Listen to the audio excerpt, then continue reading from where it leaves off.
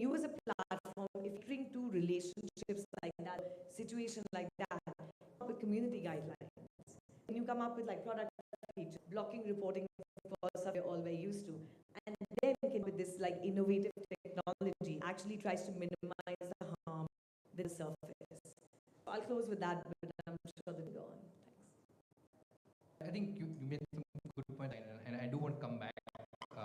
Gaurav, coming right now, Patel has done a lot of work on on governance technology. That's becoming an increasingly area as more services that's of from the government are getting right. So again, similar in terms of what do you think has worked, what hasn't worked. Thanks, Pratik.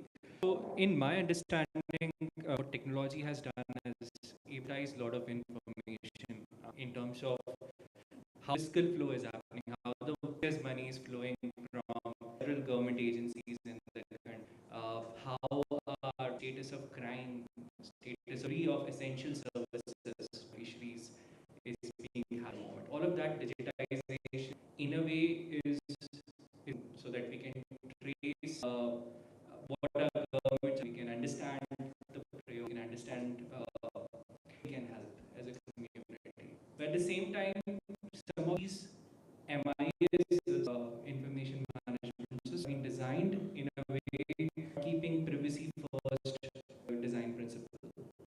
We have seen MIS leaking information in public, information related to Aadhaar card, information to the location of the fisheries, especially in the communities. And that's where I see the problem started to creep in. And bulk access to kind of information put a lot of people, especially marginalized, whose understanding of privacy is different from the understanding of privacy. So those are the kind of things which we have to fix. And also I feel privacy needs to be a multidisciplinary approach. It can't technology just into how privacy needs to be bridged in the application. Need to cater much more diverse perspective privacy, which is implemented by bringing in more time. So what we've seen, most of the time technology not have gone through of understanding of privacy.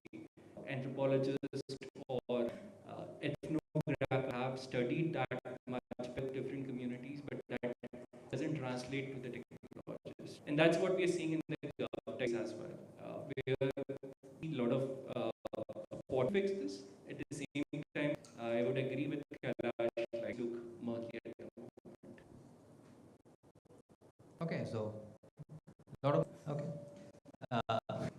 Uttara, I'm going to come to you now, and maybe put this from a cooking perspective, especially with and from a snap perspective. What do you think hasn't worked?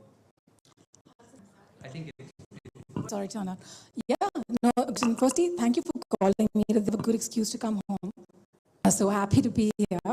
I guess I'll answer the meta question you've posed, which is basically how privacy tech interacted, and that's situated on Snap.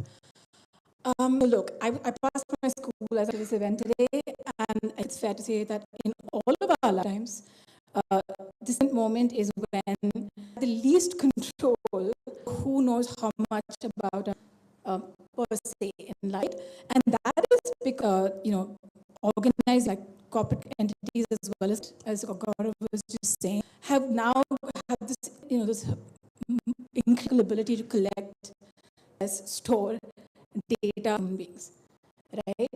So I feel like it would be difficult to disagree with what Gaurav said or anyone said. It is, I mean, I guess the fact is that concerns about how unfounded, for sure, right? The fact that data collection is happening scale.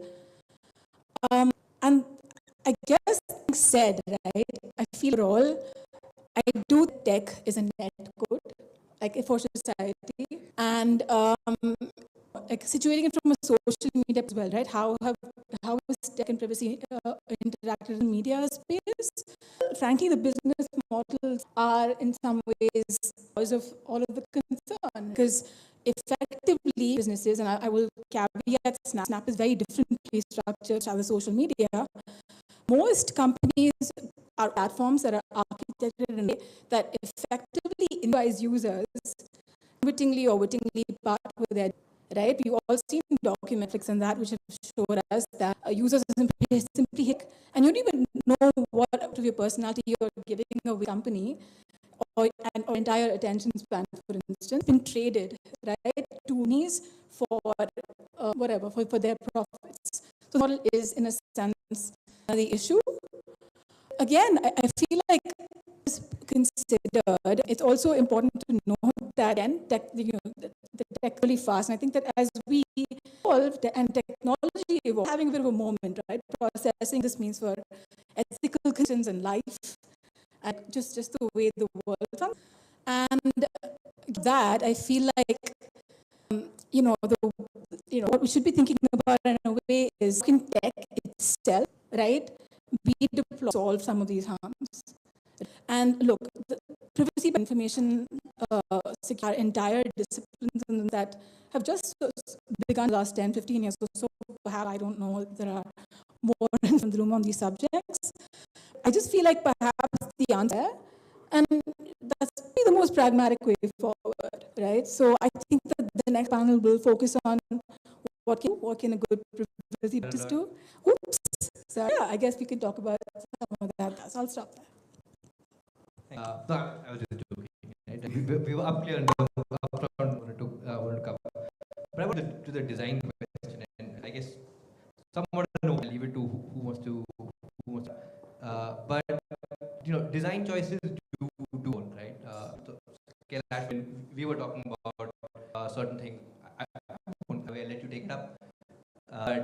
What role does to design choices play in making in make that some of the technology solutions to prevent up just being maybe check boxes, and they actually give value, right? They actually aim if they can.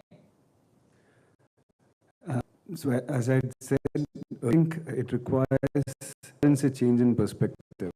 So even technology designed to really big social problem, treated with the best intent. If it's data, that's raw privacy issues down in the future. You never, the moment you start collecting data, let's say IFF's website there, my IP is logged. Access logs will have my IP there. I sign up letter, my email is there. Bunch of my information is. So, but I as an org that works for and it uses a bunch of techniques. So how do you even draw, right? Where do you, thing is, you can't draw that line where data collect or data accessed or transmitted into areas of issues or violations. So design choice would not, at least in my view, about picking certain kinds of encryption or certain kinds of technologies. It's about design principle. So don't collect data. There's absolutely no necessity to collect data. Unfortunately, Zerodha, for example, we have to collect humongous amounts of data, financial data, and we are stewards of this data. But we are forced by the law to collect it and store it. It's not really a responsibility we want to willingly take. If we would collect as little data. So what technology use in the backend, it's immaterial. It really comes down to design, whatever is being designed, that perspective that we shouldn't data, and anything that is collected, even with the best of intentions today, weaponized tomorrow or could tomorrow. So datamization, in my book, is the single tool, and it's not even, it's just a principle. Okay, great. I just have a quick follow-up for you, and I don't know if anyone else to go, but I just had a follow-up for you. So you spoke about the data minimizing, but let's also then look at some that sort of implement regulatory perspective to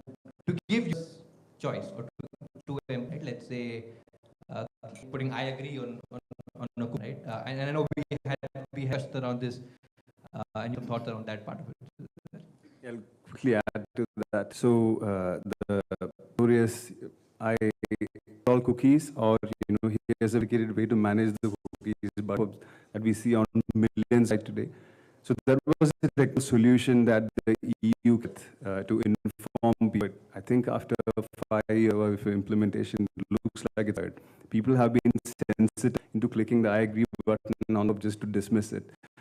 So it would be a great technical solution, but if anything, it's worse because now websites are easily collect the I agree consent even more than they were doing. So techno solutionism to problems, there are no technological solutions. It's a principle, it's a proper principle and design. And so I think that's a great example of that's just backfired. Specifically intended for privacy preservation. Okay, great, thanks. Got you next in just building on this, but not talking in terms of technical design, but in terms of what you see from work, right? In terms of when things play out, how does that play, you think? Right.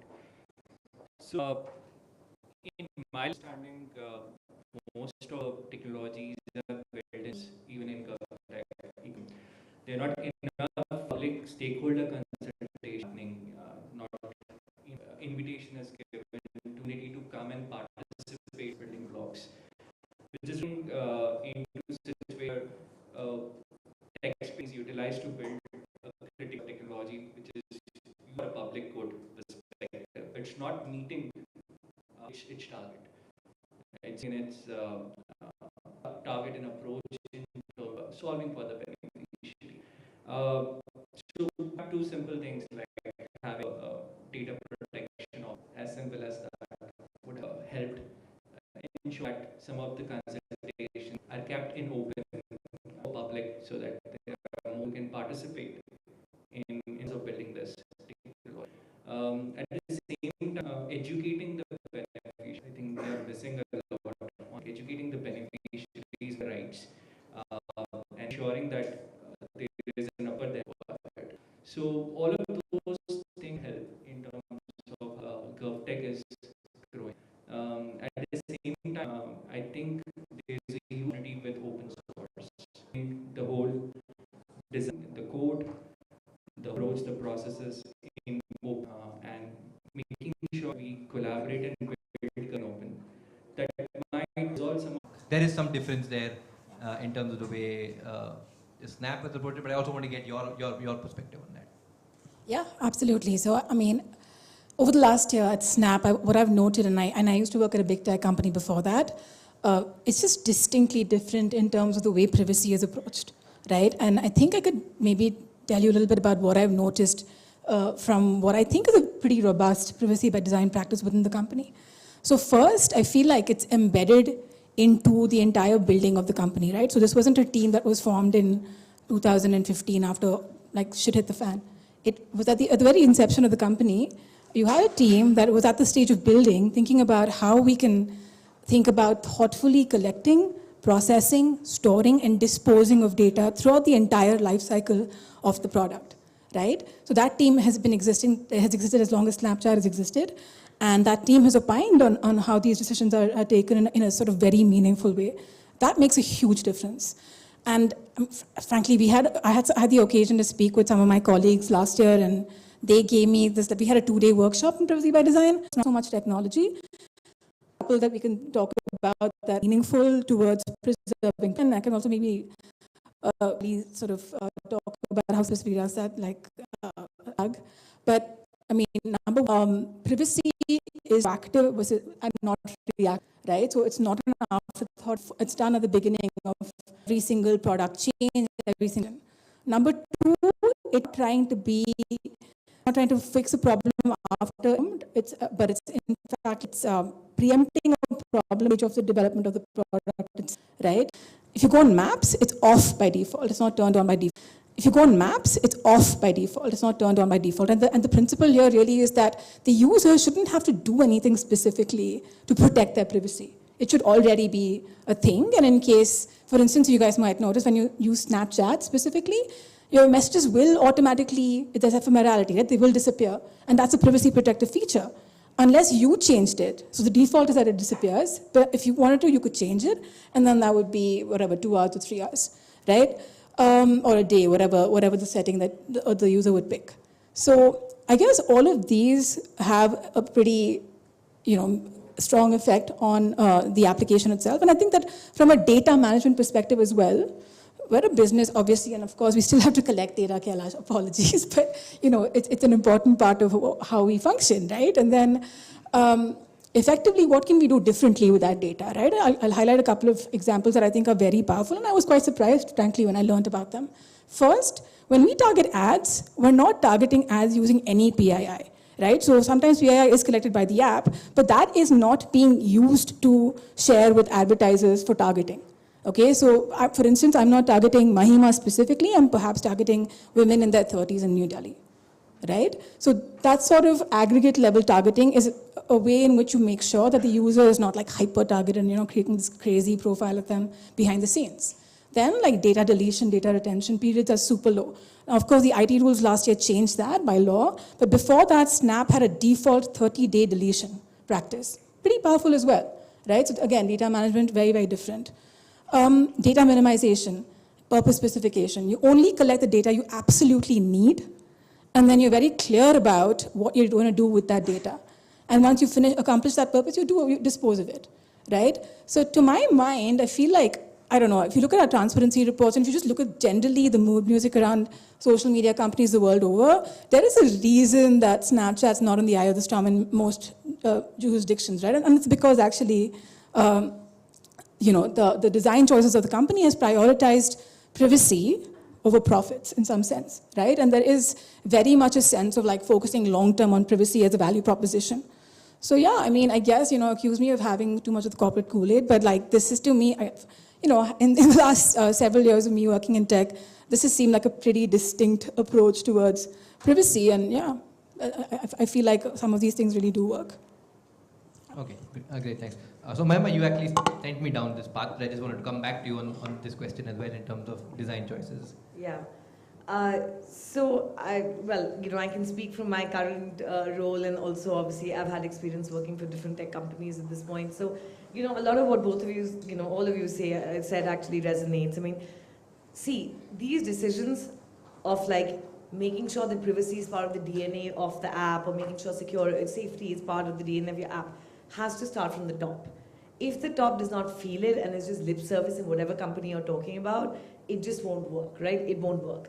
The business model and the incentives, then the way you have to design it, that gives it away as well, right? And can you then think of new ways to generate revenue for that same app that actually do not exploit your users beyond reason, sort of beyond what they agree for their data, or the purpose of that app to be. So I think a lot of that is like really we're fundamentally going down to like leadership, and we're going down to what we want.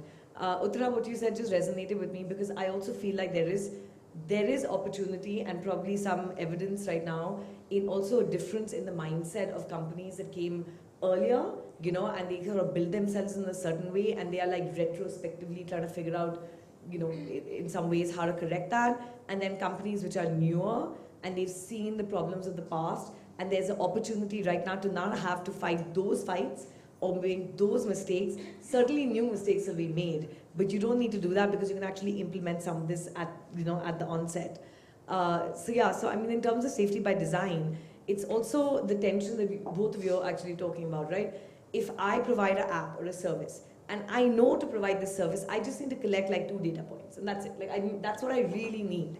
But then you're working in a regulatory environment where security is an issue, and you know what? That requires you to collect 10 data points. Because somebody else might need it, law enforcement or somebody else might need it.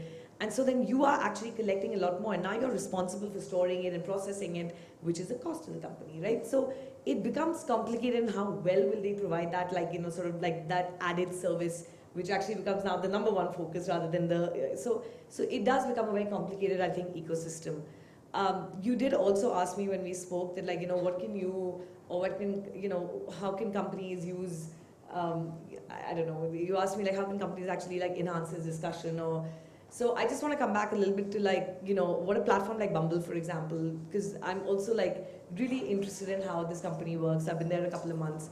So if you look at what's happening in the US and the UK was, having consultations on their online safety bill, right? So Bumble was looking at, like I mentioned in my earlier remarks, looking at this problem with, like, unwanted contact, right? So one of them was like, okay, let's just create, the app itself has a feature at the onset for women. Then you have, like, technology inside. So they actually went and they actually lobbied the UK government and also have introduced bills in the US to say, hey, cyber flashing should be made illegal online, right? Like, a guy flashes you on the road, like, you can go to someone and say something, but in some jurisdictions, like, there's nothing you can do online. So, actually just put a little bit of weight, behind these conversations, and it was accepted, and it's actually part of the OSB at this point.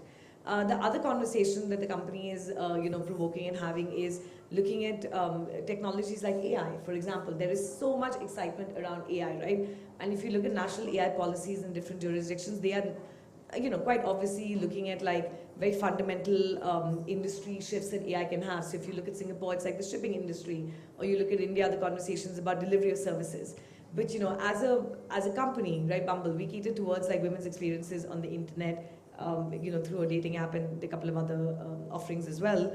And so the idea is that while you're talking about AI and the potential of AI and all the other things, remember that these technologies will probably disproportionately impact women at some point down the road. And can we please remember that, and can we talk about that? And a specific example I will take is nudification tools, which can take your image and they can actually render a nude image of a woman that looks pretty believable and real, and then use that to, like, just ruin her life, really, and create so many problems. So while we talk about that, and the same technology, which is not necessarily bad, it's the intent, right, and the use of the technology, can we always make sure that we keep these conversations, like, we keep these concerns also, as even when we talk about all the good stuff that's possible. So I think those are kind of ways in which you can highlight and always keep top of mind some of these issues. So, yeah. No, that's fine. Yeah, so, it's, just going back to the end, right? You said essentially technology can be good, bad, not neutral, as I said, right? Remember Kranzberg's first law. But Kailash, you would raise some interesting points earlier, right? In terms of the risks of the fact that, paraphrasing a little bit what you said, was that privacy harms can tend to aggregate, right? They tend to aggregate. Future ones tend to be unknowable, right? You can't really tell information that you've gathered today if compromised tomorrow. In what ways can it be compromised? It's also heavily context dependent, right? It depends significantly on who, which person's information is being shared.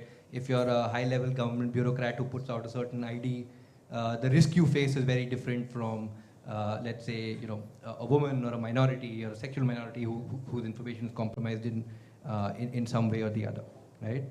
There's also the fact that, the belief that, sometimes individual choices that people make in terms of privacy don't always tend to have better societal outcomes, right? Like, for example, you go to an apartment complex, they take your photo, you want to meet someone, right? You're like, okay, fine, take my photo, I'm going. But if all of us do this, if all of us make that choice, we are sort of perpetuating that system, right? So I've made an individual choice at that point to go and visit someone, and they've taken my photo, but at the same time, I've also perpetuated this larger scene, right, or larger situation where this sort of surveillance gets sort of entrenched, right? So, the broader point there being that, privacy harms tend to manifest in different ways, and just looking ahead, right now. So you already said, right?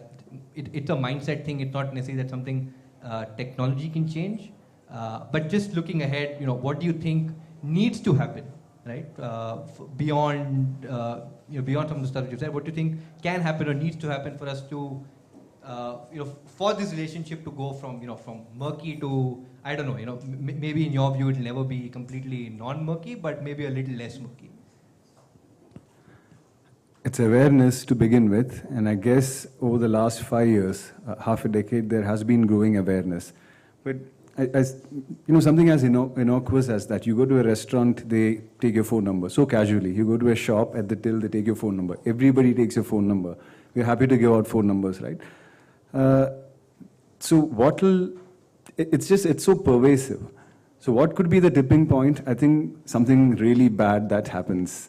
It's only catastrophes that start these conversations. This conversation that we're having right now, the 2017 judgment, whatever happened with the whole Facebook scandal, social media and data toppling democracies, something horrible had to happen for those conversations to start. So I genuinely believe that for useful outcomes, for large-scale useful outcomes, large-scale perspective changes, something really bad has to happen. I mean, it's inevitable. It is going to happen. So it's going to be that, yet another really bad event for humans to realize that, oh, we need to, rework this. Okay, let's hope it's, whatever it is, let's hope it's not too bad. But Gaurav, I want to come to you with a similar question, right? In terms of, now if we were to look ahead, what can we do, right, to ensure that this relationship gets a little less murky?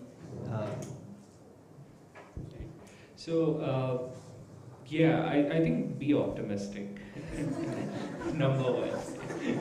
Just be optimistic no matter how hard it seems like at the moment, but being optimistic is going to really help us.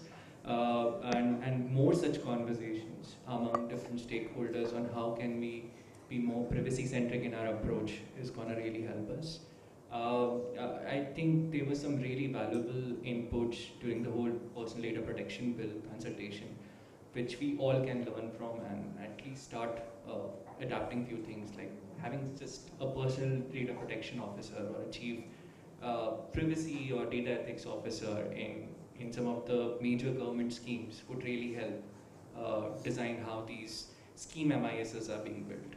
Or similarly in organizations, I think e-commerce giants or dating apps should have more data protection officers and proactive disclosure of how and what kind of privacy measures are being taken by these organizations, be it government or private, would really help the conversation move forward.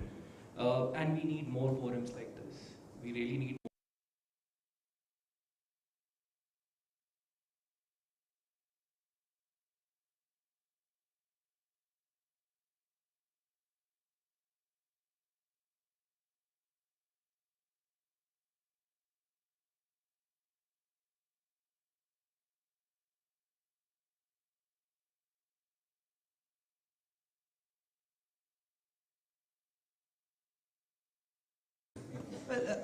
And optimism is knowing that something can always be worse, right?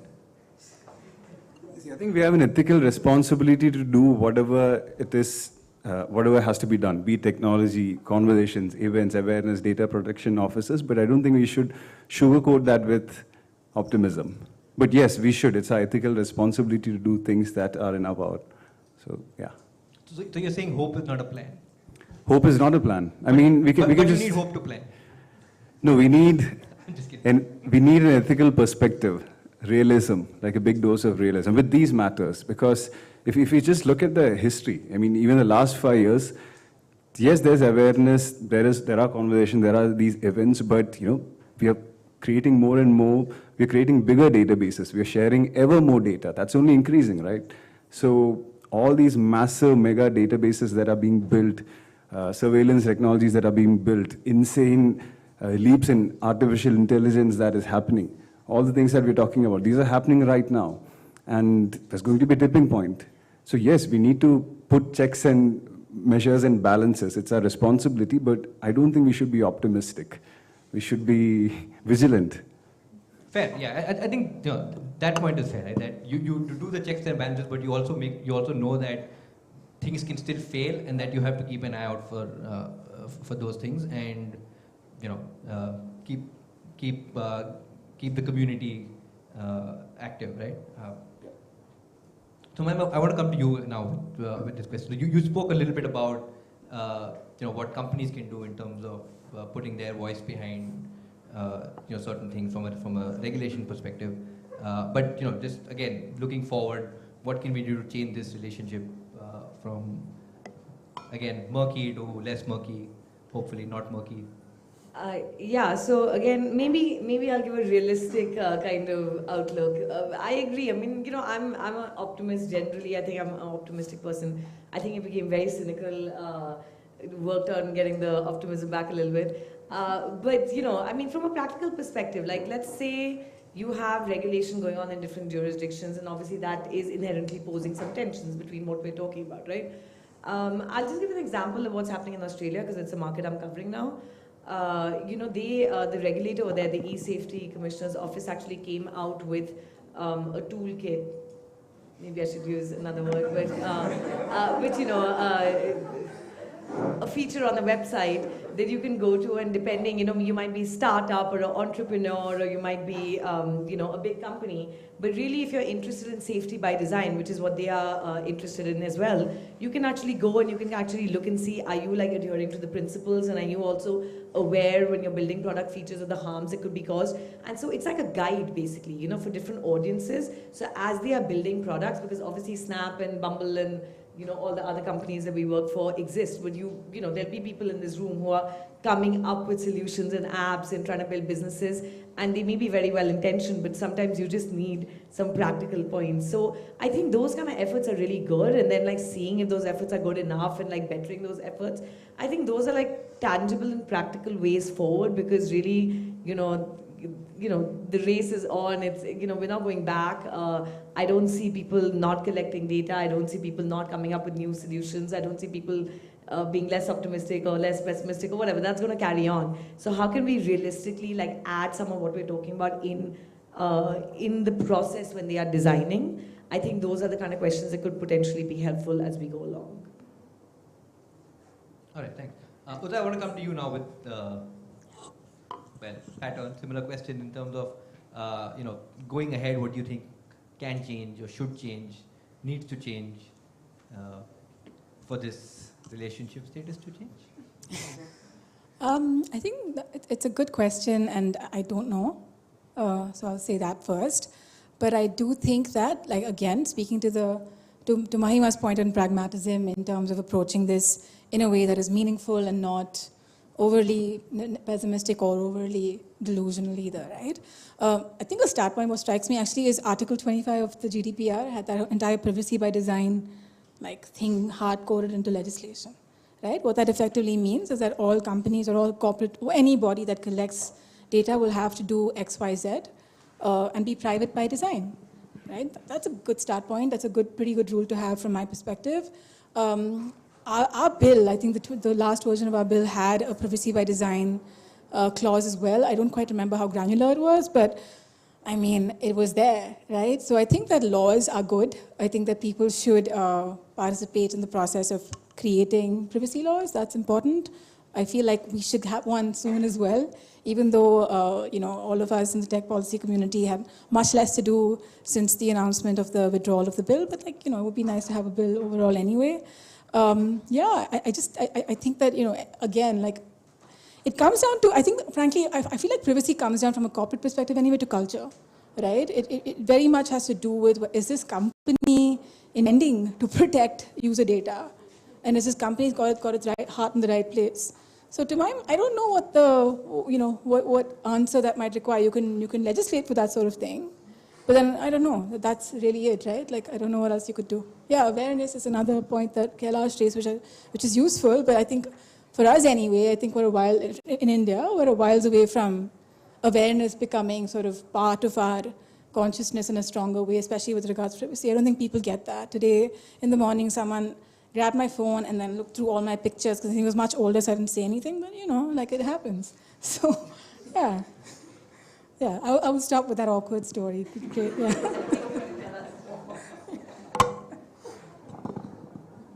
Okay, so and Kailash, I just want to come to you now, because we've spoken about laws, we've spoken about this, right? But if, and I'm sort of going to put you on the spot here, but just how hard do you think it is for, let's say we have this magical data protection bill that I keep hearing of, right? And it's an okay law. There's nothing. It's not egregiously bad or anything. It covers private actors, government actors, etc. If someone's taking notes, now having a law is one thing, right?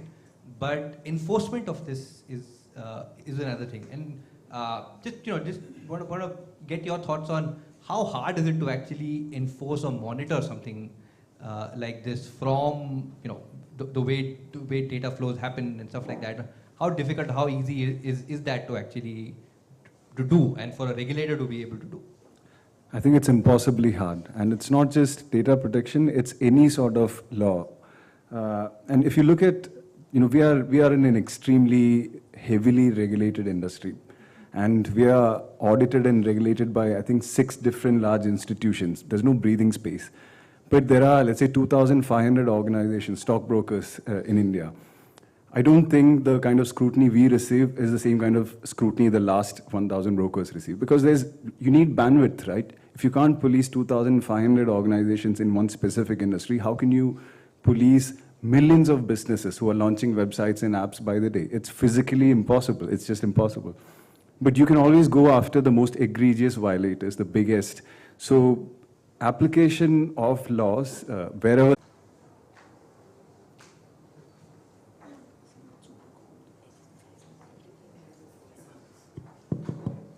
Hello, am I audible?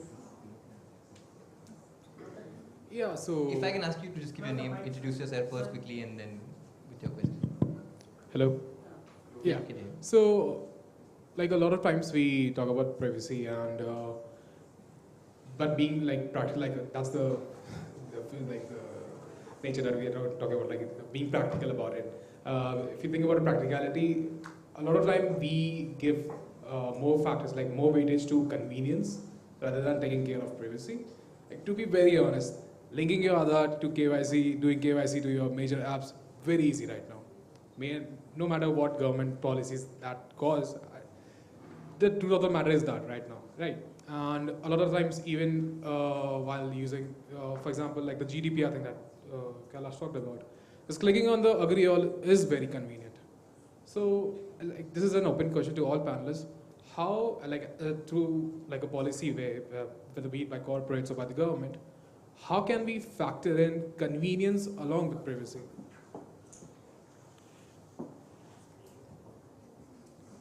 Anyone want to take that? I think both may be fundamentally incompatible. And I think that's probably one of the reasons why we're having this conversation in the first place. So if millions, if not billions of people don't really care about second order or third order privacy implications, and they're happy to conveniently share their phone number, are they wrong or right? I mean, I don't really know. So we sit here and, this is like a sacrosanct environment. Privacy is divine. But billions of people actually don't really care. They just don't care. Convenience is better. So I don't think there's an answer. It's a human thing. It's an aspect of the human condition, I think. There can be no objective answer to that. This just reminds me, like a million years ago, I spoke at the Stockholm Internet Freedom Conference, which doesn't exist, I think, anymore. And we had a very similar discussion. So I said, and I remember this because they actually played that clip later on the website. But the idea was that the attitude towards privacy, right? That should not impact your right to privacy. So if some people don't care because it's convenient for them, it doesn't mean that that infrastructure, that framework, and that law, and that that constitution guarantee should not exist. So I think that's at least my answer. That's fine. That's their prerogative, or maybe they don't understand it, or they understand it and they don't care. But then that doesn't mean the right should not exist.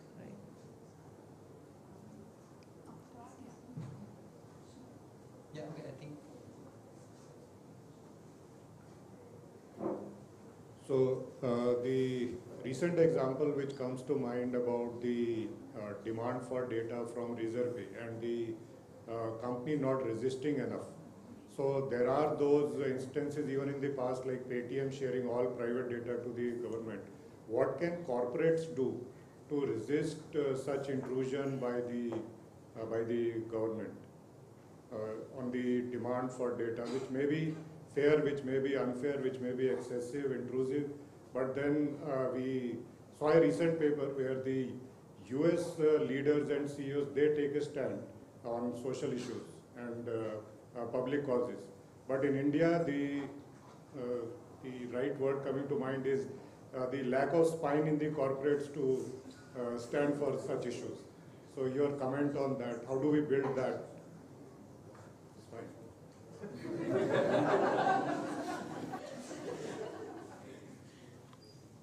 I think a strong data protection law to begin with would be great. So, So for that only, like, why is the corporates not raising voice that the act is not coming? It again becomes slightly. I think, so, you want to say something?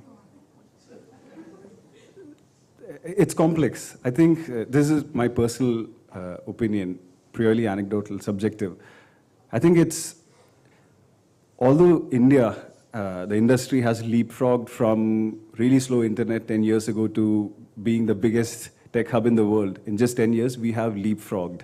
So we haven't, unfortunately, had the opportunity to build strong foundations on for some of these things: privacy laws, interactions in matters of technology and privacy with the government, with the civil society.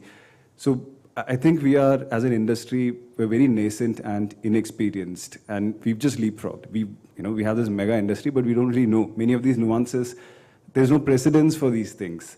You cited the US. There's humongous amounts of precedents built over maybe half a century there to cite examples to look at. We don't. So we're really learning on the go. This is my personal observation. That's not a justification. But yeah, I mean, it's just some people have to set examples, I guess, and we need slightly stronger laws. So the 2017 judgment was a great start. So, yeah. I'll just add a couple of points to that. I don't think that corporations are a monolith, right? I think every company is different, and every company, by the way, I think everybody on this panel has meaningfully engaged with the government, welcoming for a data protection bill. So I definitely feel like there are people working for corporations, Indian as well as multinational, that have told the government of India that we would absolutely welcome a data protection bill, and then gone ahead and spent a wide amount of resources and put a lot of thought into advising the government on what might make a good pragmatic framework, right? So I wanted to sort of level set on that, because not every company is approaching this issue of data and the government in the same way. And the second thing, of course, to your question on like data requests, I mean, at Snap anyway, and I'm pretty sure that, there will only be some outliers, you are bound by law to not respond to a government request for law that is not per a specific format and that meets a certain legal criteria, right? So any request that comes our way, and I'd say that this is perhaps true for other companies on this panel as well, if there ever were a request for data, it would have to meet several legal criterion, and only then is our data parted with. It is often a long and laborious process. It's often a pretty tense dynamic with the government, to be perfectly candid, but we still do it anyway, right? So yeah, I just wanted to sort of, make that point as well. Mm-hmm. Okay, I think we'll take just one last question. Hi, my name is Payal. And firstly, I want to say thank you to Kailash. It's really great hearing you speak, because finally I've met someone who's just as cynical as I am. So it was delightful. This question is actually for all of you. It's like, as we sit here and talk about data and privacy and technology, it feels like we are in such a silo, because I can't stop thinking about the digital divide. And I mean, at the level of the masses, most people don't even understand, this whole idea of what is privacy versus, just press a finger here and that will get, I don't know, money to my bank, and how do I stop my dad from running and volunteering as Aadhaar card everywhere and things like that. So I do want to call actually someone whose artwork I'm a really big fan of. No, just making sure. So yeah, so I want to call on Rachita Taneja. She is one of the co-founders of the Internet Freedom Foundation and currently the chair. Please come on.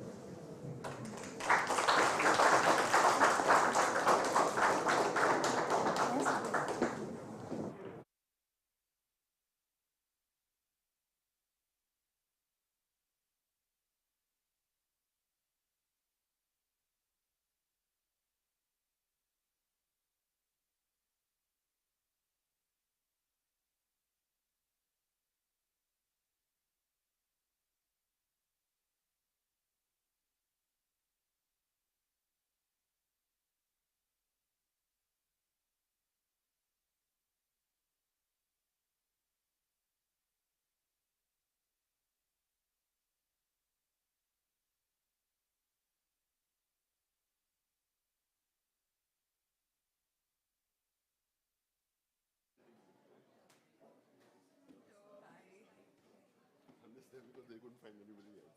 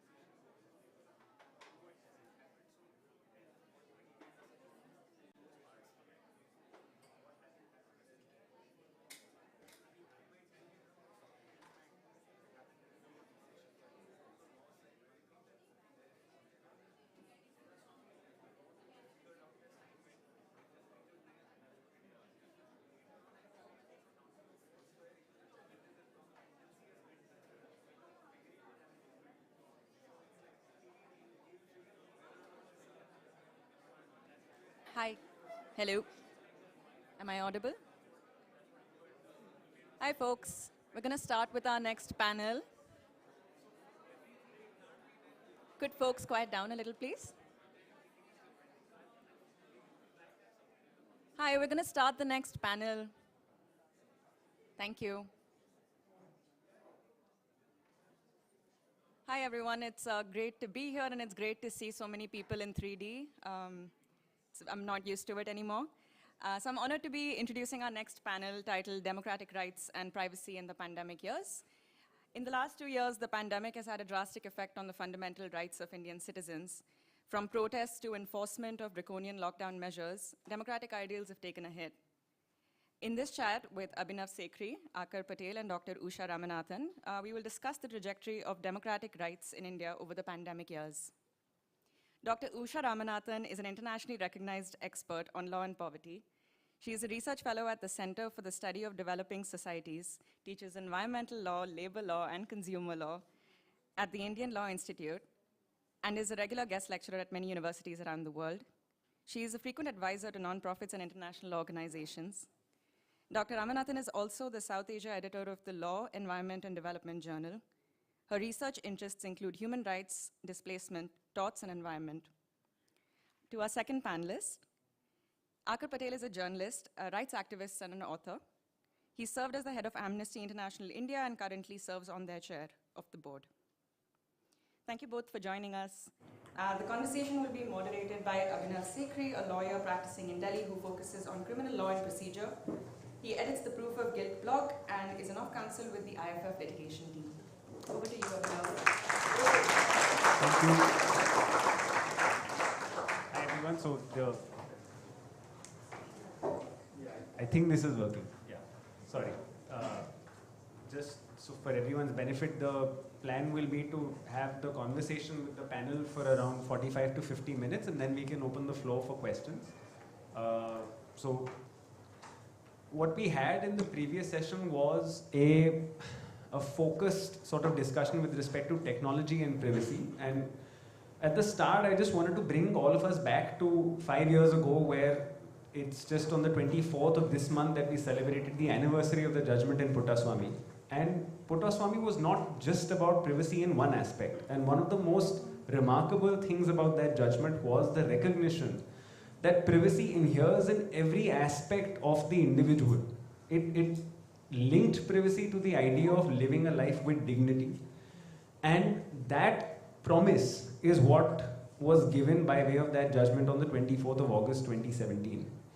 What we have had is obviously a change in the way the courts wanted us to look at how we imagine the Constitution. It's not that it wasn't being viewed that way, but nevertheless, what the strength of that judgment was that it forces everyone, it forces the conversation to shift.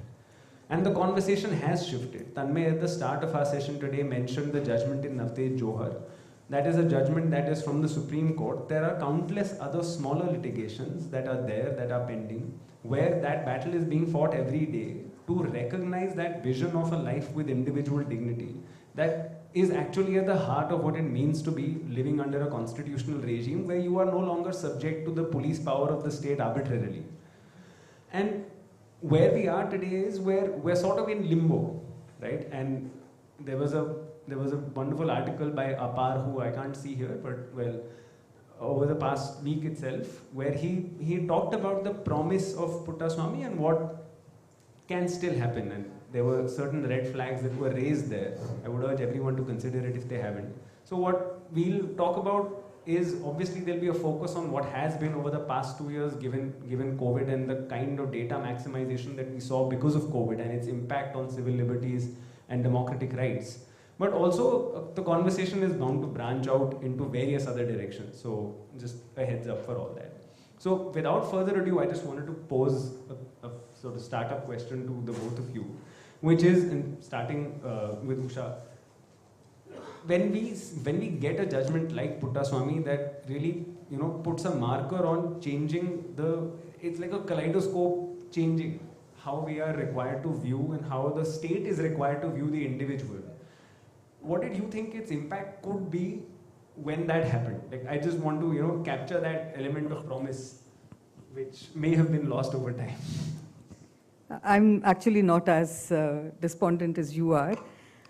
I think it takes people time to understand what a right is. We battled for the right to privacy. Maybe we wouldn't have put up such a spirited battle if the state hadn't gone to the court and said people don't have that right. It's a very, very unusual thing for any state to do. And especially one which has a constitution. The job of the state is to protect and preserve our rights and to further our rights. What we had instead was a state, and it's very interesting, we've had 3 attorneys general, the last 3 attorneys general, including the one who's there now. Each of them has taken this position, 2 of them in the courtroom, that we don't have a right to privacy. So it's extraordinary. It's not the kind of thing that happens. I mean, even when a state is violating people's rights, they will call it an exception. They'll call it a state of exception, and therefore they'll violate the right. But here you had the state going in and saying, what do you mean right to privacy to the people? They don't have a right, and we can do, what we will with it. So from there, it's one thing that we have to understand what we fought for and got.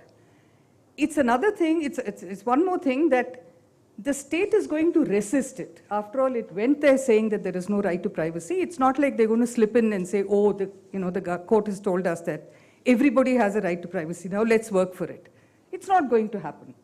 So unlike some of the other rights, which are already in the Constitution, say even the right to, the freedom of speech and expression, which is so much under threat today, even that the state knows what it is, and people know what it is. So we kind of know. The ID numbers, the Aadhaar card and the phone number. 7% and this is Bangalore. So we are living with a government that professes to have an ideology. But it doesn't have any theory of state or a theory of constitution. So unlike other ideologies, let's say Islamic fundamentalism, the Maududi idea, that you have unity of government and then that which comes out of something called Tawheed, and then the relationship of the citizen with the state is determined by a set of laws. So there is a theory. Communism similarly has something like, we have an extremist ideology with no theory of state, with no idea of constitution. So they've just taken, or it's appropriated legitimately, we should say, through the democratic process, but with no real underpinning of what the relationship of the individual is with the state. There is the BJP believes that the individual's relationship with the state is exactly the same as the individual's relationship with the nation. And so for me, my duties are to stand up and to salute and to wave the flag and so on. And those are important. The rest of it is not that important. And I think it shows not only in the courtroom, but also in the language. So if you look at constitutional rights, Article 19, Article 21, Article 25, these are not things that the party sets great store by. These are not things that we enjoy constantly. I'll just amend with, what does the Panna Pramukh do? What is the role of the Panna Pramukh? The Panna Pramukh is given a list of people who are beneficiaries. Who's got Ujjwala? Who's got that subsidy? Go to the neighborhood, knock on that door, make sure they come out and vote. That is the role of the state, appropriated by the party, the lack of privacy being the fact that the person who has, because of their economic status, been subjected to bullying, I would say, a pressure most certainly, to be able to act politically in a particular way. This is where it goes. And this is where it goes without any resistance from the rest of the state. The bureaucracy, the people who are part of the EC, there is no pushback from that at all. To come back to the question, very positive on the way that the legal framework has moved, but we should assume that the pushback from the state and this party will actually continue. Okay, looking at that concept a little more in terms of the idea of the inert state or the benign state, I want to link it to also some conversations that we had in the previous panel. The idea that individuals are consenting to giving of certain data, and therefore, that can lead to looking at data in a certain way when it gets aggregated. I actually wanted to flip that to say that, look, even if I wasn't consenting, my normal activity allows for that massive amounts of data to just exist. And the state today, like the example that you just took, has the ability to, segregate, to act on it, it may not intrude into my privacy, but the possibility of surveillance, especially after COVID, and we'll come to that more specifically, but especially after COVID, the possibilities of surveillance are abounding so much that, for me at least, I wanted to ask both of you, how do you think we can start pushing back on that? Or is it even, is that a point of no return where how do we deal with that level of surveillance that has just now become possible? Where even on the minutest of things, or even at the bigger things, such as, for instance, replacing your toll booths with RFID tags, things like that, smaller things such as, okay, who all have subsidy, who don't have subsidy, you are able to classify a neighborhood in a certain way. So, do you think post-COVID, how do we start clawing back in terms of the surveillance that became possible because of the large amounts of data that all of us were frankly very willing to give also, in the idea of, okay, there's going to be public threat, there's going to be health threat, etc., etc. So a lot of people became willing where they might not have otherwise been willing. So just wanted to have your thoughts for the both of you on that. Okay, I just have to respond to Akur first on on the expectation of the inert state that you think we have. Actually, we wouldn't be having this conversation if we thought the state was inert and is not going to act on what it has. The reason for the conversation and the reason for the concerns that we have here is because we know that when there is data, when there is information about every individual, it will be used, and controlling the state after it has all the power over us is not going to be it's not going to be an answer to anything. So I'm not sure I'm with you on that. But, is there a point of no return? I think we are nowhere near it. In the sense that when I look around me, I see a lot of confusion. I see a lot of, there's a lot of relationships that are attempting to be developed between the state and companies, state and various data businesses that want to come up. We have Srinivas here, he'll tell us about how this AP, I've actually been wanting to just go and see a building which has been created only to house extraordinary scrutiny on every person wherever they are at whatever point in time, and that's what Telangana has produced. So just looking at the building would be, like looking at something that's historic, which we'll hope will become a dinosaur and die off after some time. I actually see a lot of confusion, and I think there has been a lot of data grabbing that has been going on without knowing what people are going to do with it. And in that process of data grab, we talk about the digital divide, and I think one of the very significant things of the digital divide is that people who are unable to control the way in which data about them is getting uploaded have no clue what's being said about them, And if we think that, it was classic, because when the UID first began, they said we're going to have this incredibly impeccable database that will be created. The voter ID list is all full of errors. Everything else is full of errors. And we've got this grand technology that's going to change the idea of error. And it will be perfectly recording all of us. And I think by now we know what that database is like. So now they don't know how many of those names on how many of the people, the numbers on that database of the UID have numbers attached to it, telephone numbers. How many of those actually belong to them? And how many of those will work? And how many of those can actually get replaced? In the sense, if you have to change your number, you need your old number so that you can put in your new. It's an extraordinary system that they've created. Nobody knows how many people's biometrics work. We know that it doesn't work in a number of cases. We know that people are falling off the PDS map. We know they are having trouble with NREGA. We also know that, for instance, in NREGA, they are saying that only people who have a smartphone will be able to be supervisors, which means that a large number of people who would be doing the work well won't be able to do it now. So what you're going to get is all manner of garbled databases. And if this garbled database is going to be used to produce artificial intelligence, I am really interested to see what emerges. I think imagination is a good thing. So in my head, at least, it's not artificial intelligence. It's artificial imagination of some kind, because this is not about us. The problem, however, is that this greed for data and this, picking up everything that you want is basically making all of them look for ways by which they can use it. I don't think they found it yet. Other than UPI, I don't think, the NPCI, I don't think anything else has really even taken off. All the rest is sitting on the sidelines. They've had 12 years, 13 years, and really nothing has come up. So I don't have hope in this that we have garbled data. I think we are in deep trouble because government cannot function if it's going to depend on this kind of database. I also think that the question of national security that they keep talking about is going to become a very big thing if we're going to keep creating more and more and more databases where people are going to be reflected in various kinds of ways. A government may need accurate data if they have to know each person, but others who steal that data don't need accuracy. They just need it for various kinds of purposes, to profile communities, to profile hunger, to profile malnutrition and stunting. They're going to use it in various kinds of ways which we don't even know.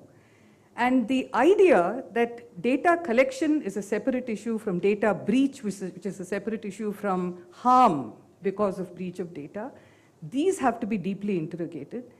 I really, really don't think the government understands technology. They just have hope that they can keep themselves where they are by picking up on the data that they think is getting generated. And it's like, we need to get educated on this, but I think the government needs to get educated to know it doesn't know. I mean, if you don't know, you're ignorant. It's far worse than not knowing, and that's it, no? If you don't know that you don't know, it's terrible. And that's where I think our government is. They see the power, the possibility that it provides of power, but they don't really know, they don't know. They are being led by the nose by people who have business interests. And that's not going to take them very far. It won't take us very far either. It's a dangerous place for all of us. But yeah, it's an ignorant government, and we need to do a lot of work educating it. If it is willing to get educated, it's like. Sure. That's okay. So I think the pushback will come essentially from the lawyers, because I don't think that things like privacy are in the domain of electoral politics in India. Fortunately, unfortunately, these are not things, including freedom of religion, the right to freely convert if you want to, which are constitutional rights, but are not, if taken away by a state or a party or the union, are pushed back in the form of by voters, and there is very little interest in the political parties to be able to pick these up. So, but fortunately, I should say, we have a very fine set of legal minds who have been interested and have been engaged with issues like this, and which is why I think we've won a lot of civil rights victories in the last few years, that we've had people without necessarily large without necessarily mass support, having moved court and been able to push back against the state. I think in this case also, much of the burden will be on the lawyers and the civil rights activists, mostly the former. I would agree with Usha entirely that the Indian state's intent and its capacity are mismatched. That they want everything to be within control. Last week we heard of news that it wanted the data of people who were flying in, and then I don't know what they'll do with that, but this will just add to a bunch of lists that they have. Having engaged with the elite agencies of this country, CBI, ED, I can tell you that the levels of competence are very low. That the ability to understand material and ये Beethoven क्यों है तुम्हारे server पर sort of thing. It's like it's and it's not their fault. I think that the government's appetite to do stuff is enormous. Its capacity to be able to actually filter the material and make sense of it is quite limited. And it is malign. So I'm saying that these three things in turn. So on that, one thing that, if you were to turn back to Puttaswamy today, you would find that across that really lengthy opinion, by the way, it'll take you a lot of time to get through Puttaswamy today. But again and again, the common refrain is that, look, yes, we are recognizing the value of that judgment at some level is that there is a recognition of the right to privacy. But there are two things that are there along with it. One, we are not defining its contours. That will happen as we go along. The battles are yet to come. The second, one key thing that will be required in those battles is the idea of a data protection law, which does not exist. So what I want to then sort of move our conversation towards is these battles, and where I want to start with is actually these elite agencies that Akur you mentioned in terms of, I mean, the police is and will continue to be the most visible form of the state for a common person. And I think in terms of the state's idea of privacy, I think what we see in terms of how the police responds to us, that for me at least sums up what it thinks of privacy. So just your thoughts in terms of what has been in terms of, state action, state interaction with private actors, and any other thoughts at least on that issue. And then Usha could sort of take that forward as well. So we were speaking of Hyderabad, which is the surveillance thing that they spoke of, that Usha spoke of, that Srinivas has worked on. There also, again, in that city, which is not run by the BJP, I should add, the people were asked to hand over their cell phones, and the police were going through them to see what they were up to and what the cell phone would reveal randomly. This is also exactly how the elite agencies so-called act. So when we were raided at Amnesty, the Enforcement Directorate brought along a set of private operators because they didn't have the capacity to be able to clone our server. I don't know under what law they chose to do so, but they brought in people who refused to sign in. So while the other officers in the ED gave us their names and showed us their IDs, these people refused to give their names. They stayed in the office the entire night while the rest of us were asked to leave. And they sealed the room in which the server was while they cloned it. This is also the same experience that Raghav Bail had at Network 18 when he was still running it and not forced to give it up to Mukesh Bhai. They came in with private operators, took the servers over, cloned them. What they did with that data, we don't know, because we don't know what the relationship of the private operator is with the ED. My phone was taken from me, and I asked on what basis it was, and there was no response from the ED. All of them in turn just flipped through it and took what it is that they wanted. It was a much less secure period in terms of how I treated my devices. So I guess they got whatever it is that they wanted. When you go to an ED office, they ask you whether your phone is with you. And when you go to most of these agencies, including the CBI, you have to leave your phone at the desk at the entrance. One of my colleagues with whom I was sitting was asked if that phone had been brought, and he said yes. They asked him to get the phone. asked him to call somebody, and then they pretended to be him on the phone. Now again, I don't know under what law this is done. They're trying to get evidence by pretending to be somebody else. And this is normal. The Indian state has no regard, no respect for the privacy of those people that it accuses. And the idea that most of us who don't have physical engagement with the state, the belief that it is either benign or that it is inert is absolutely wrong. There is stuff going on. They might not be competent at it, but they want to do it, and they don't care what the law says. Even if we have, I think our lawyers have brought us great judgments in recent times, but it's not necessary for the state to follow the law. And this came as a surprise to me as well. But the enforcement agencies don't care about the law. They'll do what they want.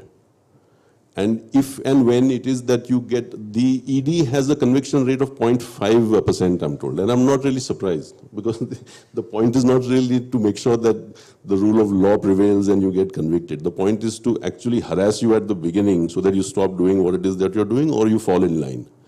And the best way of doing this is to make sure that they know as much about you that they can use nastily, and which is exactly what they do. I think that those people who have been in contact with the agencies would have a very different view of privacy laws had they not been. I think that the danger that we are in as citizens, in case the state shows us its malign face, is quite high. And I think that people should realize that the state in India, when it chooses to target somebody, Umar Khalid is in jail because they went through WhatsApp messages, which he didn't participate in. He was just one of the people who was on the group.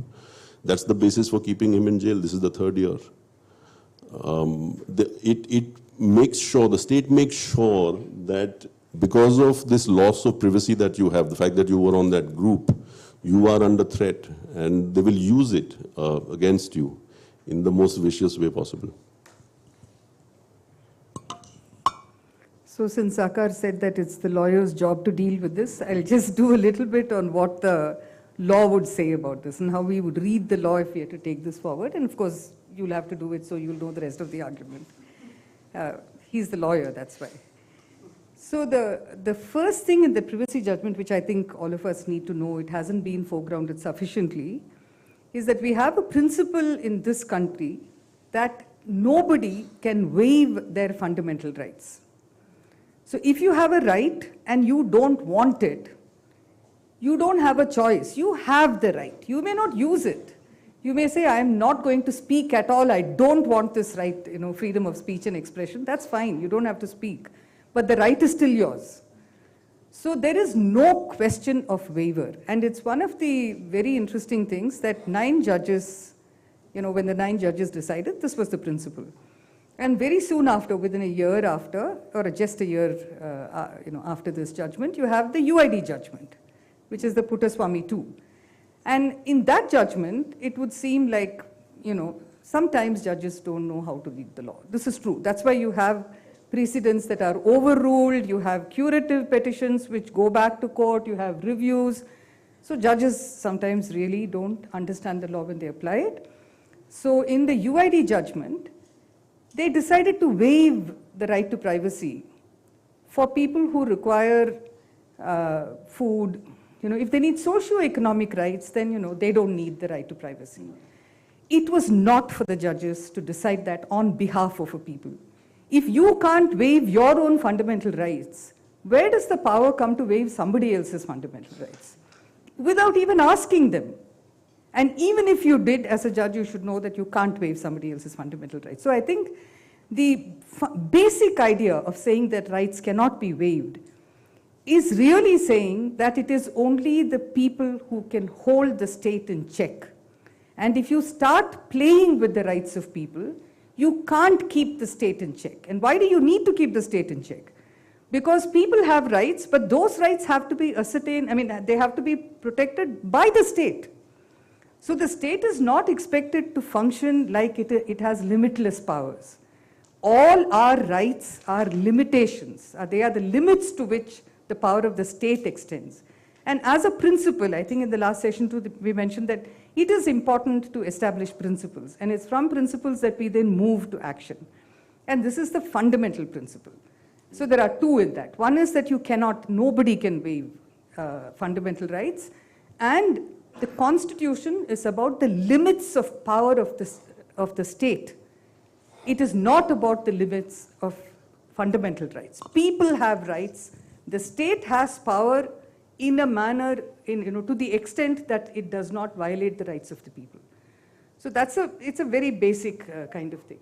There's the other part of it is what you were talking about, the mobile phones and things. Abhinav has actually written a very interesting article on what all of this means in relation to an earlier case. What's happened is that, see, in Article 21, it's one of the most strangest articles. And it says, no person shall be deprived of his life or personal liberty except according to procedure established by law. And like they pointed out when this discussion was happening in the Constituent Assembly, for all our other fundamental freedoms, which is freedom of speech and expression and association and assembly and all the rest of it, they say that there can only be reasonable restrictions. So reasonable is an adjective, and therefore that is subjected to interpretation, but reasonable limits the way in which the state can use this. In Article 21, there is no such thing. So they just say, except according to procedure established by law.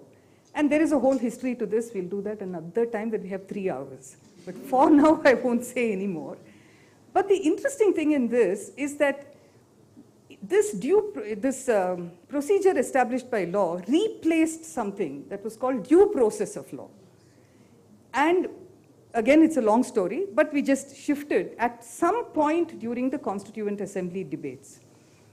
We must remember that this was, the Constituent Assembly was meeting during partition.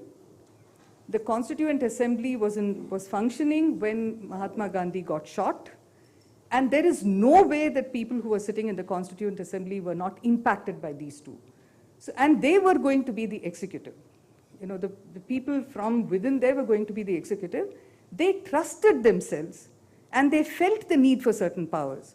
So there are ways in which some of this therefore got articulated.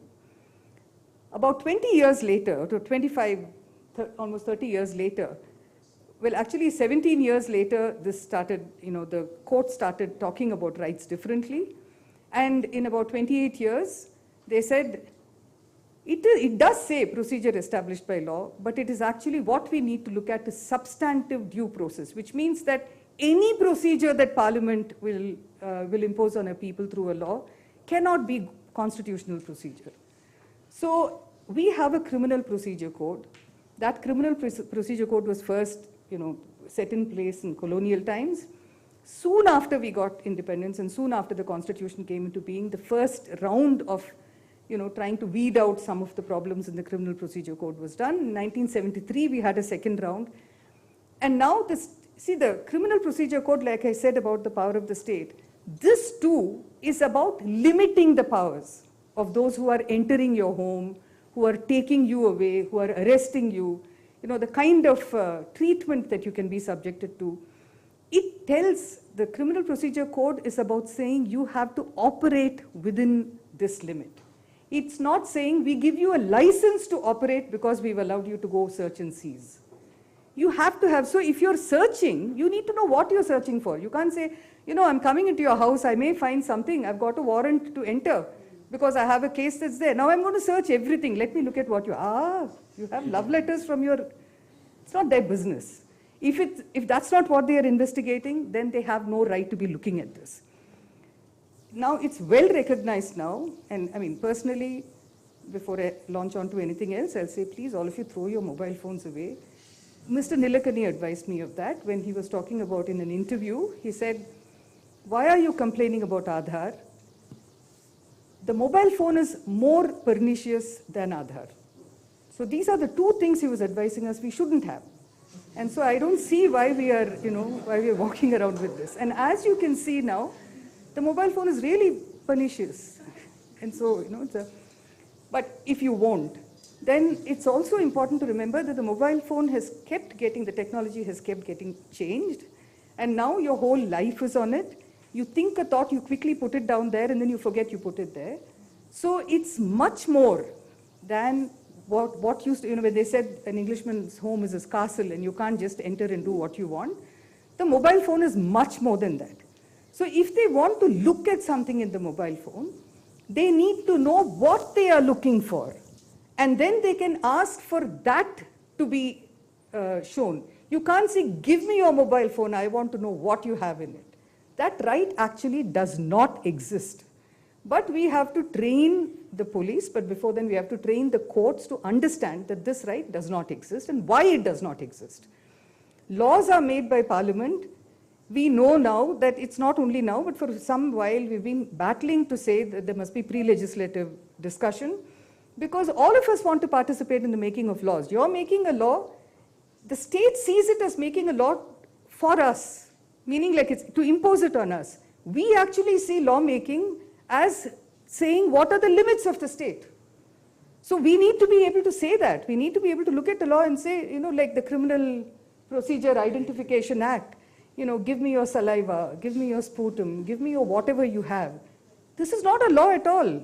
So, if you don't have a discussion, and if people don't tell the state what is all right for it to take as its power, that is not legitimate law at all. So I'll just stop with that because I tend to go on when I get on to the subject. Just an anecdote and a comment on that. So a merger of these two I found in a case some time ago was where the earlier law was being used by the police to say that, look, we have the power to take a thumbprint. It doesn't say where we need to take the thumbprint. We will take the thumbprint on the mobile phone. And that means that we will use that to open the phone. So just on that. But no, where that comes into is the point that we were making was that battles that are being fought. And this is actually, coming back to the point about battles that had to be fought that Puttaswamy had identified. This is one amongst the many of them that are actually in court, where, the unfortunate thing is that some courts have actually held not exactly in favor of this view, where they have not viewed the law from the lens that the idea of the Criminal Procedure Code or the Constitution is to limit the idea of the intrusion that the state is allowed within the realm of a person's zone, let's say, of dignity or autonomy, however which way you want to frame it. But the idea is that, look, you have to maximize the state's interest as far as its pursuit of an investigation go. Like, there is a presumption of legitimacy there, which it's sort of surprising that, it's something that courts just don't want to question as often as they ought to. That's just a comment that I wanted to make. Wanted to again shift the focus on a theme, and I think this will probably be the last theme that we get to touch on, given that we're running out of time, of the idea that we need to hold the state accountable. And I think it's a theme that, at least on the criminal side, or actually any sort of field, we've seen that our laws are actually still abound with, provisions that are saying acts in good faith ought to be protected. So if you look at the customs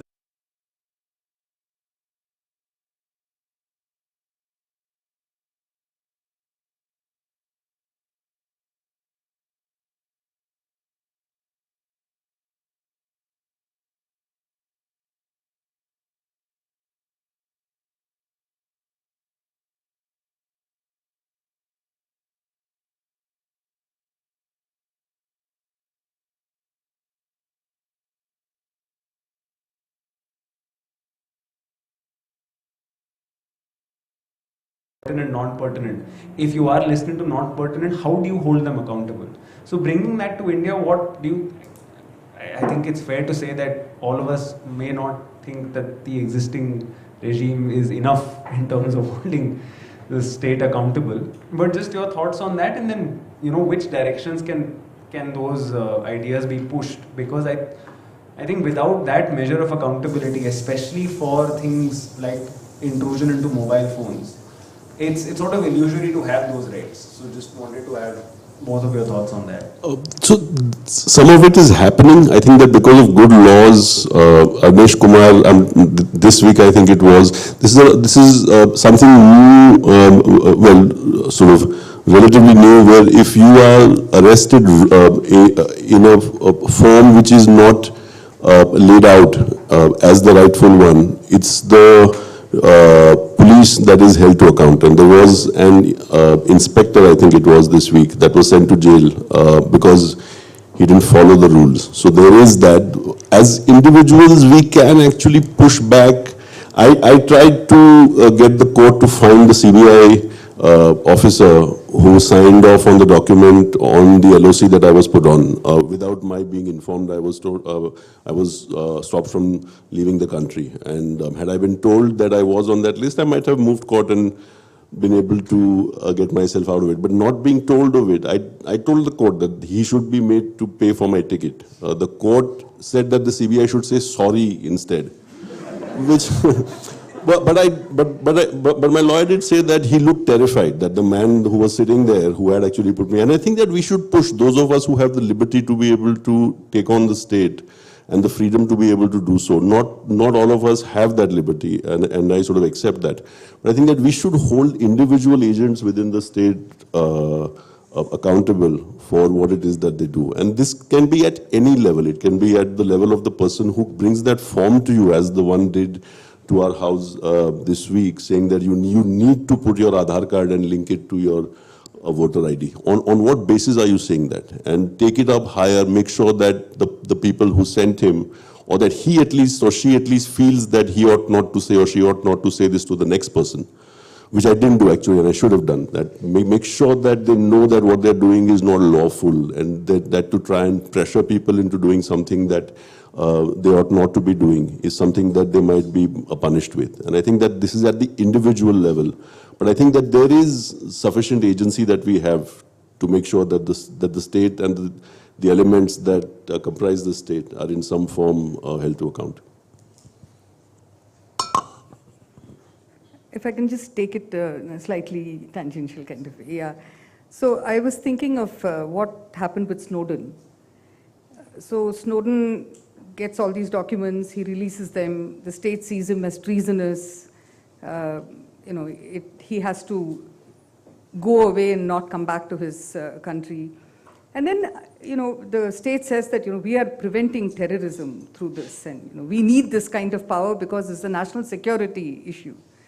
And then months pass, and then days pass, and then there is nothing. So 7 years later, Snowden is asking, he asked, it's 2 more years after that. He says, so you said that this will help you stop terror activity. Can you give me one instance of where that has happened? I think any state that is going to be collecting this data, saying that this is what we are going to use it for, should be asked this question about, did it really work? The classic things that we are seeing in our setup, for instance, is that we have a labor code, all these social security code. And all unorganized laborers are told, workers, they're told that you have to get onto this database, link your UID number with it, link your bank account number, link your mobile phone number, and keep reporting to us every time there is a change in your status. Because if you do that, and there is some crisis someday and we decide to put 500 rupees in your bank, we will put it only if you're on this database. Otherwise, we are going to leave you alone. So no state has a right to say we'll abandon people in need. It just has no right to say it. So to say that I will only provide for you if you're on a database the way I ask you to be on that database, but I will take no obligation on myself. This is extraordinary. And I find it kind of strange that this is the land of Mahatma Gandhi and non-cooperation. If you think something is wrong, you shouldn't be doing it, no? If we think that it's not all right to be giving all this data, and why are we just meekly saying, oh, they asked, what do I do? So if we were giving this kind of mobile phone to shopkeepers, I'm not surprised that we give it to the state. But actually, it's okay to give it to the shopkeeper. It's not a great idea giving it to the state. So maybe we need to go back and read permanent record and find out, look again at why Snowden says he did what he did. It's an extraordinary tale, which is continuing. So that's one. The other, actually, I found it very strange when Akur was saying it's the lawyers who are going to do it. I think the lawyers have been the most vilified community in this country. And, they've also earned a good bit of it. But and I have to say this, that some of us who are working on the UID litigation know that any lawyer who was interested in civil liberty, any lawyer who believed in the Constitution, asked to be given a case so that they could appear in court and argue this matter. They said, if we lose this case, there is nothing left of the Constitution. When the privacy matter was on, we actually got calls saying, do you have a brief that I can handle because I have things to say to the court? Lawyers who would normally be making tons of money by going from court to court sat in the courtroom and had listened to the other side speak, which normally they would have their juniors sit and write. And when we asked them, why are you here? Shouldn't you be it's okay, we'll keep notes for you. They said, this is what they said. They said, there will be no Constitution left if this case doesn't go through. So it was that significant. Puttaswamy was not just another judgment. It was not just another judgment on privacy. It was really about securing the idea that people are free in this country. That freedom we have to fight for. That no right is ever given. Rights are fought for. And so this was one stage of that fight, and we need to continue doing that. And just a last thing on that good faith. That was a colonial invention, like law itself was a colonial invention. Actually, when we were studying, when we were reading a book on Gandhi, it's a Charles de Salvo book on Gandhi, and how he used the law in South Africa. So he went to the court, he went to the government, he worked with the law because he was, he'd been trained in England, he came back believing in the law. And like one student pithily put it, he said, by the time Gandhi left South Africa, he left the law behind. And when you think about what he did when he came back, what was his engagement with the law? His engagement with the law was to say, you say it is sedition that I say this, and I'm saying that the law is bad. If you believe in the law, you do what the law asks you to do, but I can't follow a law that I know is bad. He went on the Dandi March and said, you can't make a law saying that you're going to tax salt. That law is bad, so I have to break the law because the law is bad. So I think that learning that distinction is very important, and I think for lawyers in this group, I think Gandhi was perhaps the first serious critic of positive law. And positive law is something that the colonial people brought to us, and they took it to every colony because that's one way. When we say rule of law, they devised this idea of rule of law. But then they converted that into a rule which will be made by the law that they make. So I think the good faith clause is part of that. So people, under this colonial kind of idea, people don't act in good faith. The state acts in good faith. So it's like an inversion of everything that should be. So we actually need to junk the good faith clause from these laws and make people answerable. It's not just the good faith clause. Then there is a sanction power.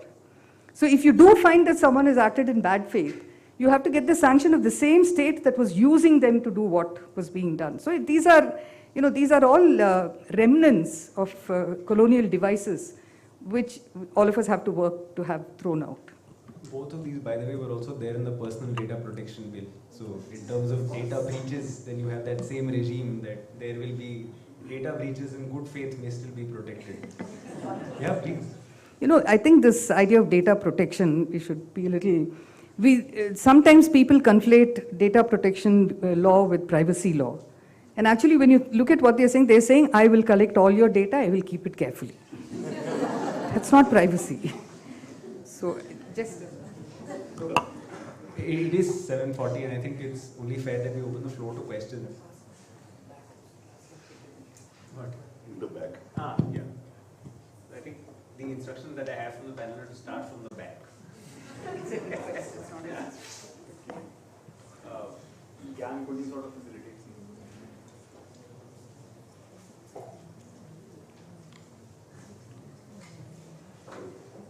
Good evening. My name is Aditi. I'm a journalist. Usha ma'am, you said that during the Puttaswamy case, the state basically argued that there is no right to privacy. They did not argue that there is no state of exception in which right to privacy can't be granted. And in Puttaswamy 1, the court in fact created the state of exception which had to be in a way safeguarded by the 3-pronged test or the 4-pronged test. Necessity, legitimacy, proportionality. But do you think in the interim period since then, the state of exception has been normalized has become a terrorist, everybody has become anti-national, and every little disease turns into a pandemic in the last 2 years. And how do we go about dealing with that when state of exception is the new norm and there is no quote-unquote normal?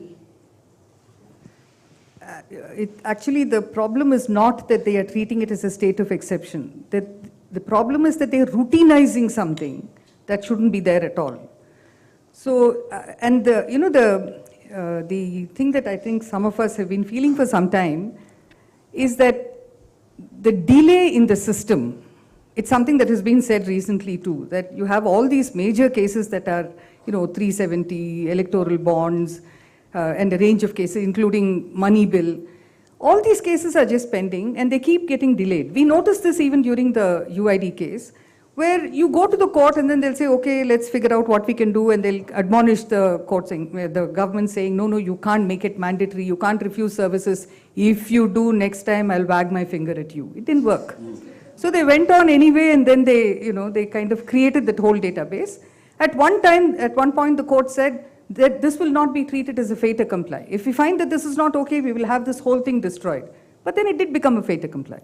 So I think the problem is that this kind of delay in the judicial system and this kind of, by the time we learn how to assert our rights, certain practices start emerging. For instance, take the 2019 amendment that they made to the Aadhaar Act. It's completely unconstitutional. It's totally against what the government, what the court had said. It stays on the statute book, and companies use it, because it allows them to use it, and the state wants them to use it. I think today's paper has a thing on monetizing data, and of course it's coming to Karnataka for. Karnataka is unfortunately the place which seems to generate all of this in the beginning, and then they come back to you for legitimation. So your job is going to be to tell them, I'm sorry, monetizing data is not okay, never mind what you do with it. And there is a difference between anonymity and anonymization. And anonymization doesn't even happen. It can't happen, especially with all the linkings that you've done.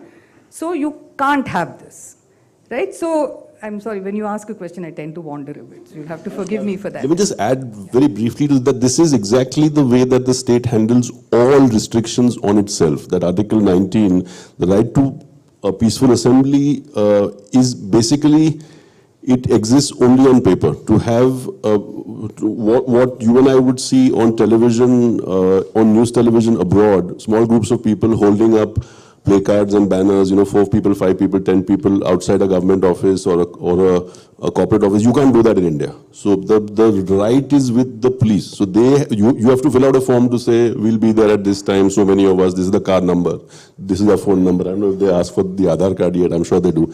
And then it's the police's right to tell you whether you can actually go on to protest. We had this thing in the morning today for Bilkis Bano. We had to take permission from the state to be able to legitimately exercise a fundamental right, a right which enjoys a high degree of protection from encroachment by the state, doesn't really exist. And I think that what you just spoke of is just an extension by the state into all of these other freedoms that we have. Also in courts, we have seen both in high courts as well as in the Supreme Court, where the law officers who represent the state have gone on to say a terrorist has no right to privacy or a criminal has no right to privacy. This has happened in the encryption debate. This has happened in some of the debates related to how evidence is gathered from phones and what kind of evidence is admissible. I think this was in the Bombay High Court.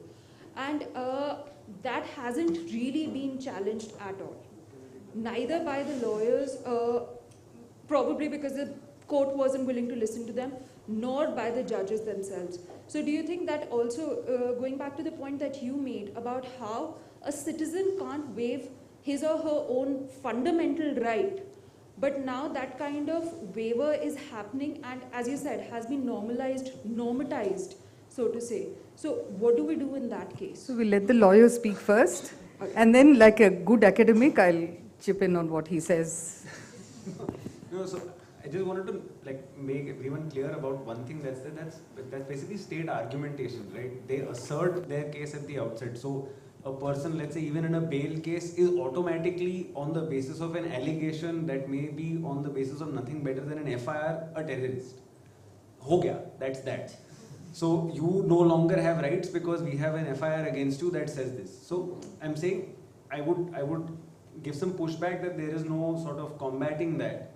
That assertion by the state as an abstract proposition, courts might even agree with, in the sense that even in Aadhaar, they'll find that, oh look, a convict's situation as opposed to a person who is accused ought to be different. So if you were to take it at an abstract, yes, a person who is convicted of an offense as opposed to a person who's sort of got an FIR against them are different. What the state often does, and that links to even what Akur just said, and that actually is sanctified by some judicial precedent, is that it has a lot of leeway in asserting its position at the outset, and then courts have over time agreed to be on the back foot that, look, we won't start questioning you, especially when it comes to questions of the fundamental right to freedom of assembly. That, oh look, if they are saying public order violation might happen, look, we aren't the experts, we don't want to second guess whether it will happen or not, we'll trust the officer on the ground. So if they say so, I'm not really going to challenge it. An instance happened, I think it was last year, there was a wonderful order that came from the Karnataka High Court, but that order came after the right to actually do the protest.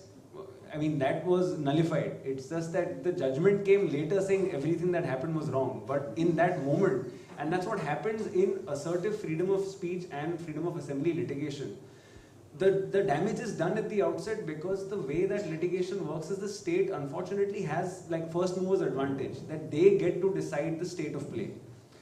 After that is when you can go to court and assert what is at best a paper victory, unless the next time it happens you are able to go forth, right? So it's like a repeat player sort of situation, where that doesn't mean that you don't go to court. You have to go to court because you know also that it will be a repeat play game. You have to hope that that order will carry value, and it does carry value. I have to say, there are instances, enough of them, where the next time when you go there, it will matter, and it does matter. So which is why it does still have value to keep combating it, and I would say people do it.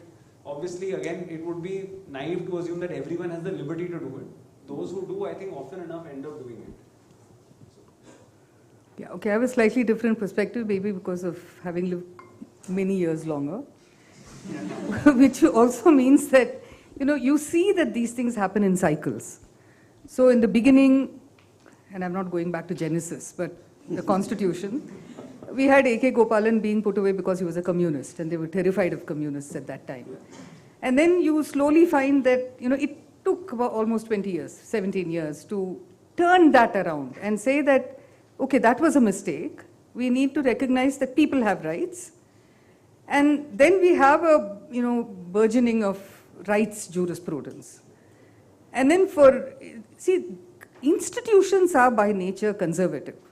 So when we want them to do something that is not within the within the status quo, it requires a lot of explaining and a lot of work. So once that shift happened in the late 70s, for about 10, 15 years, we had a good run. When rights were recognized, where many divides were being looked at differently, public interest litigation brought many things to the notice of people and to the courts. And then we've started, with the liberalization, with opening up the economy, many rights then started, constitutions started getting, being made more pragmatic rather than principled. And then you come into a phase now where it's true, this government does seem to love very much to keep people in control. But I think it is important in this forum to recognize that technology is becoming a collaborator in this. And technology, we often have discussions to say, how is it that something that was so exciting in the beginning of this century has become a cause of so much anxiety now? Everybody loved walking around. I remember so many days people, they wouldn't have got a call, but they'll have the phone to their ear because it was exciting. It was nice to have that kind of stuff. Now it's a cause of anxiety. So I would really also shift the focus a little bit from the state, because if the tech world doesn't collaborate with the state can't do this. So, and we must remember that conservative institutions take a long time to understand changes that are coming in. See, people who are in the high courts and Supreme Courts are all above 45, 50. So they, while you guys just get it like this, oldies like me take a long time to understand what you are doing. And we understand a part of it. So the kind of educating that is needed to be done is not just about the technology, but what about the technology means and why they need to constitutionalize this. So in that context, should I just, before you were asking questions, but you know, the last session you had, so there were suggestions being asked for what needs to be done. I'm going to take the liberty of mentioning a few. Is that okay? Yeah, okay. So one definite suggestion that I have is that, you know, now we are being told that innovation will be stifled by rules, and therefore don't have rules, let's have the innovation, and then we'll build the rules around the innovation. I think that's hugely problematic. On the contrary, I would say when any new technology that is likely to violate people's rights or which is likely to do things like surveillance, which are constitutionally problematic, there should be a moratorium on it. You can't have facial recognition technology, for instance, just being rolled out. It is not the right of anybody to be able to do this kind of thing. A moratorium doesn't mean that you do it for 10 years or 15 years, but there has to be enough time for people to know what it is. You know, in the first session we heard that you learn on the job. So you start a technology and then you realize that some things are not okay, and then you improve on it. So privacy by design, you might make a mistake in the beginning and then you come back to it. All this is being done at the price of people's liberty, and that's really not okay. So long as technology was benign, it was a different story. It is no longer benign. And the ambitions on data and the ambitions of collaboration with the state, which is what we're seeing happening now, is not acceptable. So I would say one of the first things that we need is that we have a moratorium, we have a public debate about the use of any of these kind of systems, and then we can talk about whether we allow it to roll out or not. I know that it will seem like a tall order, but we also know that, say, the state of California said no to facial recognition technology. They didn't say, oh, the rest of the world has it, it will come crawling in and creeping in. We know, for instance, you were referring to the toll, to the toll system. It's a complete surveillance system, and we are all just meekly going into it. So when we say that you have a choice, you don't really have a choice. You're penalized if you don't do it. Yes. They are cutting down on all those, that one exit that you have, one route that you have where you pay double, and so they make you look like a criminal because you're not willing to conform. And conformity is to what the first e-toll committee report. If you go back and look, since then you can see that this is the direction in which it's gone. Just quickly one or two more, and then I'm done. So we also need to look at reports that are coming out from different parts of the world. The rest I'll keep for another time, but this I really feel we need to look at, because there is a report, for instance, which is on human augmentation. And yesterday we were having a discussion about this, and some young people were saying that this is already being used, for instance, in sports, that you find ways of augmenting, your body. So they monitor your sleep, your hydration, how many breaths do you take, all of it. And then they improve your performance in sports. But now it's being talked about, this human augmentation report is about the soldier. They're saying, and what is it that they're saying? They're saying that the human being is inadequate and has to be improved by an interface with the machine. I just think everyone should go back home and spend a little time figuring out whether that's how you want to live. I mean, I can answer for myself, no. One last question, and I think we've sort of overshot time. Ask Gyan to sort of facilitate again. Slightly from the back, please. Sorry. I think I have to ask. My name is Ravi, and I'm just a common citizen here. One of my questions is, how does the state determine somebody's religion? Like, unlike age or address, which is physically verifiable, religion is something which exists in somebody's mind, and they may decide to proclaim it to something else every day. How does it decide it, and how does the state enforce this?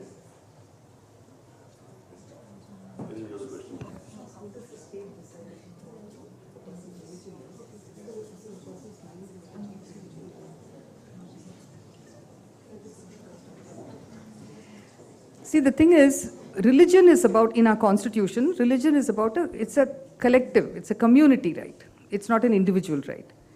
So you are recognized as something. And you are recognized by, so if you're born into a certain family, unless you're able to show that you moved to some other religion, That's how the state will treat you. You may treat yourself any way you want. So it is in a sense important because collective rights are also important in the Constitution. So we don't want that right to go away for people who are, who belong to that collective. But for those who keep changing, so for instance, when the census comes and they say, or the NPR, and they come and they ask you, what is your religion? And I say, I have no religion. They look at you and then they say, acha, this one is Hindu, this one is Muslim. And then once I put in a thing, I said agnostic. Just to see what happens. Whether I am or not, it's my business. But I said, and they had no clue what that was. So I said, acha madam, and they went away without writing, and I know that something would have got written after they left. See, we are also presuming, this is only about, at this point I'm only on what they do in databases. Databases are the creation of those who enter data. So if they think you are something, they will enter it like that. So if I call myself Usha Ramanathan and I say I'm a Muslim, they will not record me as a Muslim. Never mind what I do. Yeah, so it's at one level, yours is a metaphysical question. At the practical level, that's all it is. There's no metaphysics in it. The Catholic Church in Gujarat has stopped baptizing people because the police comes in and wants a list of people who've come on Sunday. This is a fact. So they've stopped all baptisms. If I should choose to convert out of my faith into Catholicism, I don't have that right. In 7 states in India, and these are post-2018 laws, if you want to, we are a culturally conservative nation, where if you marry into a family, you're most likely to be able to take on the faith of that family. You can't do that in India anymore. You have to fill out a form before you get married. The state will send a district magistrate or a collector, depending on where you live. That person will determine whether or not you can actually change your faith.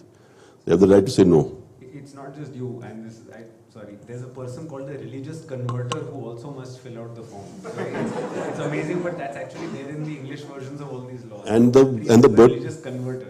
Indeed, and the burden of proof is reversed. It's not an adult woman's testimony that she converted of free volition is insufficient evidence for the state.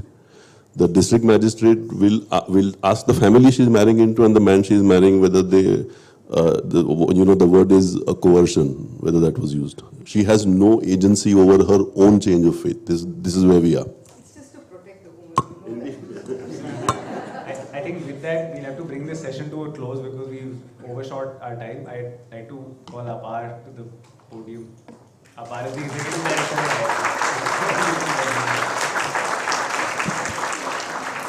Thank you all for coming out today. This will only take about 2 or 3 minutes. Usha, as you were mentioning permanent record by Snowden, as a upper caste straight man, when you read it, permanent record, I identified with permanent record because 1984 is the same year I was born. So I could see the waves of technology as Snowden explained them. So when you get early access to the internet at that age, at that time, it fills you with a sense of optimism, especially if you're an introvert. So I remember reading Arthur Conan Doyle on entire CD, ripping my first song, Rhinestone Cowboy, whatever you could get at that point in time, right? And what was my relationship with technology when it first started? It was about joy, wonder, exploration. And that kind of makes me feel conflicted when I look at technology today. I have optimism in technology because it's helped me become the person I am, but I do realize that today's visions are more dystopic. They are typified by Netflix's series Black Mirror, and that's what you see here. That's what we've been discussing. So the potential for good is there because I've seen it.